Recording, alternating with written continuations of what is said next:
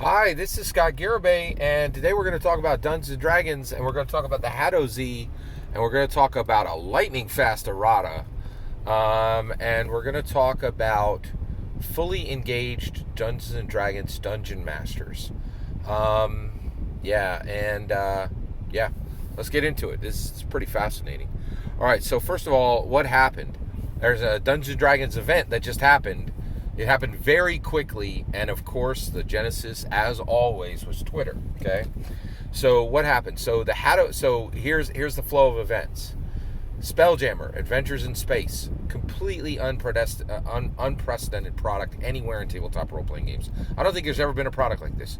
There's never been a single slipcase, right? Not a box set, a slipcase, right?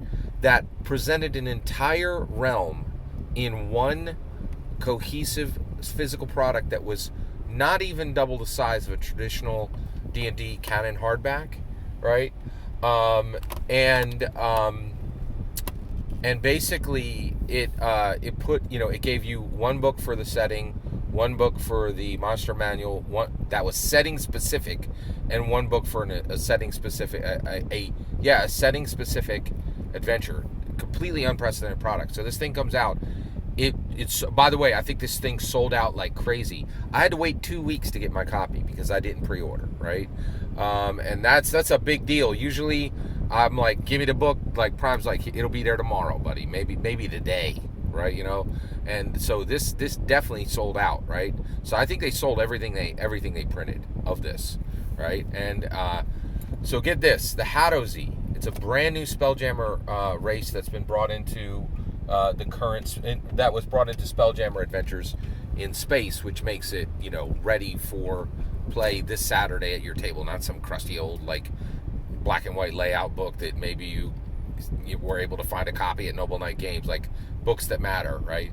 So basically, the Hadozee are presented, and they are they're a race that is simian in nature, right?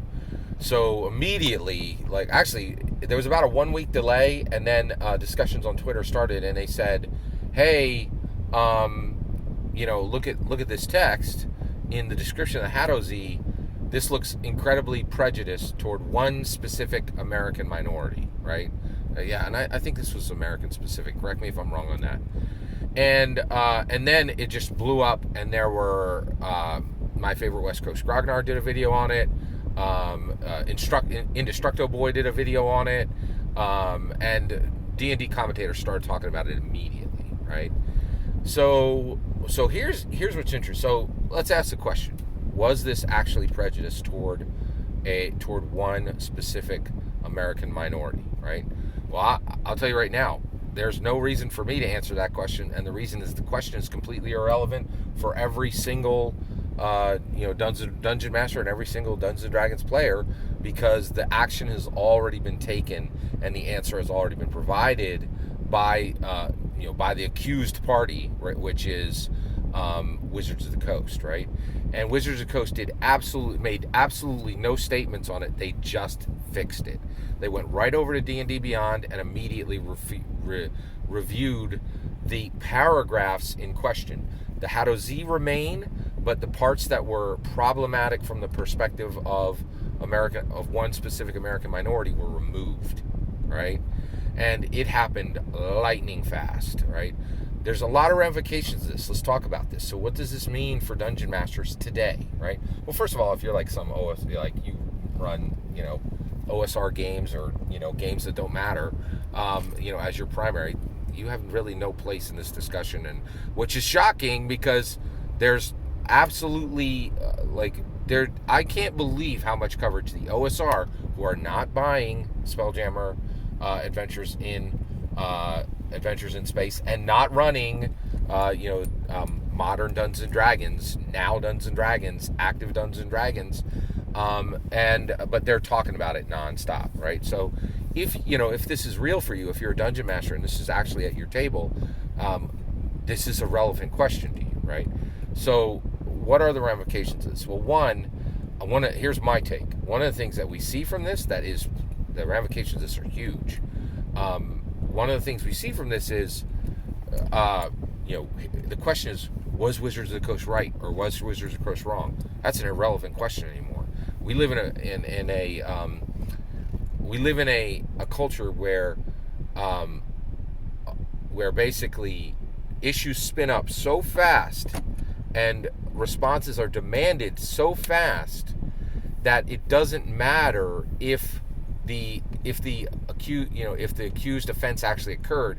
What matters is we have a D&D community, and is there a section of the D&D community that feels offended, and that is, it doesn't even, with this amount of short time turnaround for the errata to have occurred, there was no discussion, there was no open it was, hey, we have a portion of the Dungeons & Dragons community that is hurt, that feels hurt, that is hurt, right? And that pain is real, and we want to respond to it, right? So one, Wizards of the Coast is under the gun to make outrageously important decisions, lightning fast. They are up to the task. They're doing it. They're making the changes as quick as they can. What does it mean for engaged dungeon masters? What's an engaged dungeon master? An engaged dungeon master is I don't play crusty old black and white legacy, legacy Dungeons & Dragons. I don't play OSR. That doesn't matter. I play actual, real, now, politically, culturally, religiously relevant Dungeons & Dragons, right? If you are there, you have a real question, right? So one, if I had not ordered this immediately, right? Well, actually, I didn't order it. I didn't pre-order it, right? But I ordered as soon as I had the money, or to get this. And I did a pretty early order. I ordered it about 2 or 3 days after it released, right? In my hands, I now own a first edition copy.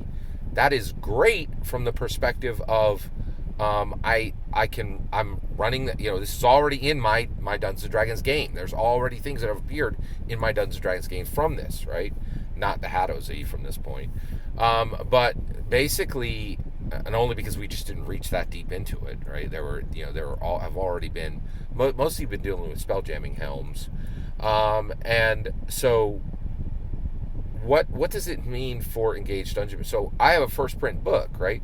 That's great because I'm able to put the material from the new setting in immediately, and I'm delivering to my players the material when it's fresh.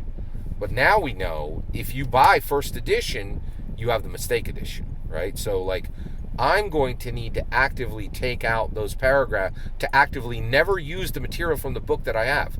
I'm an engaged dungeon master. I know everything that happens on Dungeons & Dragons that even 100 people are talking about generally if even one influential person is talking about something, I'm so hyper focused on Dungeons & Dragons, I'm aware of it. So I'm fully aware that I need to run the Hadozees without that background, which was digitally removed from D&D Beyond. But that paragraph is still 100% in my first edition, right? So it's on me to fix that at my table.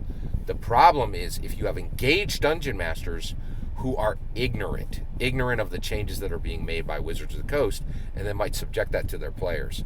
So I'm sorry to say this, the idea that the dungeon master role is simple or easy is the largest lie that has ever been propagated within the D&D community. It is outrageously difficult, and the responsibilities of a modern active dungeon master are enormous. And they always have been, and they always will be. So you're a dungeon master. Guess what? The weight of the world is upon your shoulders. Same as it was, same as it was, same as it ever was, same as it ever was, same as it ever was. Right? So be careful, be engaged, do not be ignorant, and make sure you are running Spelljammer adventures in space correctly based on the changes that have happened in the D&D Beyond material. That's my opinion. That's my humble opinion. What's your humble opinion? I'd love to hear it. Let me know in the comments below. Please consider liking and subscribing, and have a wonderful millennium.